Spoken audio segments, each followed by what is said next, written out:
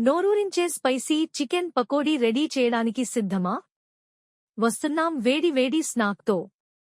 Boneless chicken ముక్కల్లో అల్లం వెల్లుల్లి పేస్ట్, కారం, పసుపు, ఉప్పు, గరం మసాలా, నిమ్మరసం వేసి బాగా కలపండి.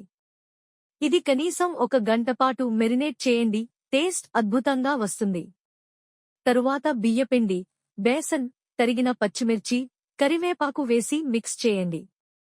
బట్టర్ చికెన్ ముక్కల్ని కప్పేసేలా ఉండాలి, తడిగా కాకూడదు. ఇప్పుడు నూనె వేడి చేయండి.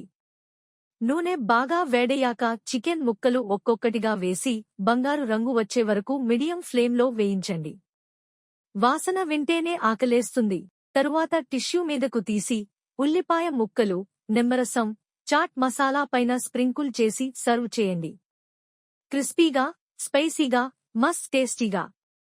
ఇలాంటి షార్ట్ రెసిపీల కోసం ఫాలో చేయండి, షేర్ చేయండి, పకోడీ లవర్స్కి తప్పక పంపండి.